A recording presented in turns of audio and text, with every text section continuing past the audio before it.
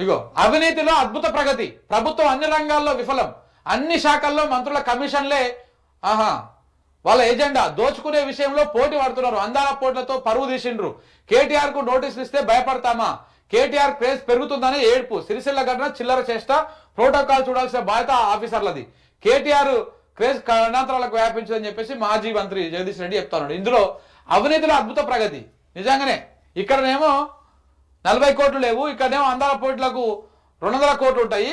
ఈ అద్భుతమైనటువంటి ప్రగతి ఎందులో ఉంది అంటే రాష్ట్రంలో అవినీతిలో ఉన్నది. ఇంకా ఇందులో ఒక వార్త కూడా నాకు చూపిస్తాను మీకు, చూడండి.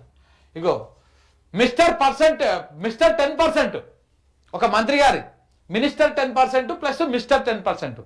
చూడండి, కమిషన్ ఇస్తేనే కొనుగోళ్లకు అనుమతిస్తానని మెలిక, ఏడాదిగా ఎస్పీడీసీఎల్ స్టోర్లో 33 కేవీ కేబుల్ల కొరత, 33 కేవీ కేబుల్ల కొరత, కేబుల్ లేక అర్ధాంతరంగా ఆగిన కోట్ల రూపాయల పనులు, ధర ప్రకారమే సరఫరా చేస్తామంటున్న కంపెనీలు, అదనపు భారాన్ని భరించలేమంటున్న కాంట్రాక్టర్లు, తేల్చలేక తలలు పట్టుకుంటున్న ఉన్నతాధికారులు, ఎస్పీడీసీఎల్ కు నెలకు కోట్ల రూపాయల ఆదాయానికి గండి పడతా ఉన్నది. ఎక్కడికక్కడే నిలిచిపోయిన సమ్మర్ యాక్షన్ పనులు, ఫీడర్లపై అధిక భారం, సరఫరాలో అవాంతరాలు ఉన్నాయి. జూబ్లీ బస్టాండ్ లో ప్రస్తుతం 11 కేవీ విద్యుత్ లైన్ ఆధారంగా ఎలక్ట్రిక్ బస్సుల ఛార్జింగ్ స్టేషన్ నడుస్తున్నది. బస్సులు పెరిగిన నేపథ్యంలో ఆర్టీసీ అధికారులు 33 కేవీ విద్యుత్ లైన్ కోసము టీజీఎస్పీడీసీఎల్ కు దరఖాస్తు చేసుకున్నారంట. 10 కోట్లు అవుతుందని అంచనా వేయగా అధికారులు డిస్కమ్ కు ఆ మొత్తాన్ని డిపాజిట్ చేశారు.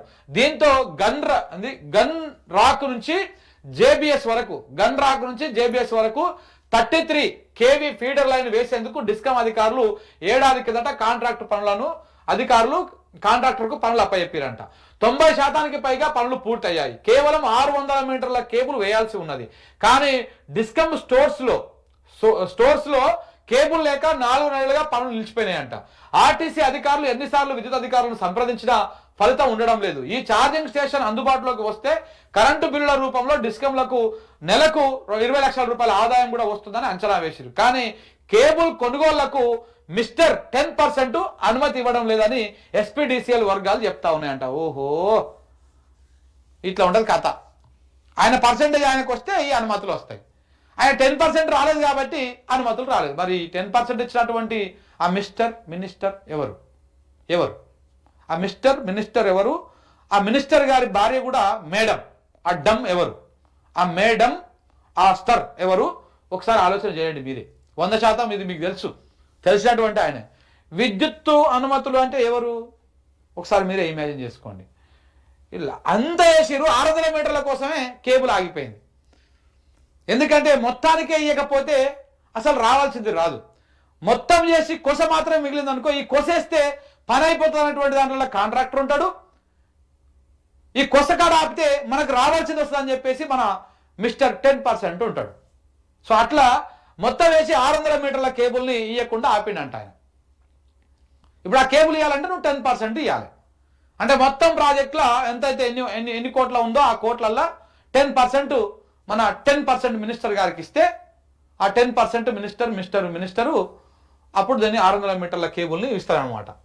మరి ఇది మేడం పనా మరి సార్ పనా అర్థమవుతలేదు.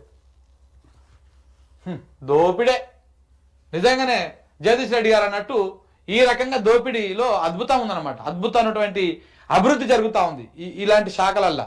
ఒక్కొక్క శాఖలో ఆయన అన్నాడు చూడుగా, అన్ని శాఖల్లో మంత్రుల కమిషన్లే వాళ్ళ ఎజెండా, దోసుకునే విషయంలో పోటీ పడుతున్నారు. ఆయన శాఖలో ఆయన దోసుకుంటాడు, ఈయన శాఖలో ఆయన దోసుకుంటాడు.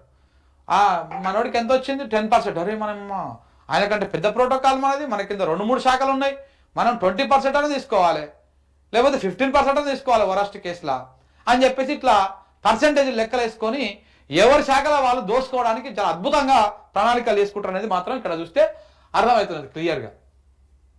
చూడు.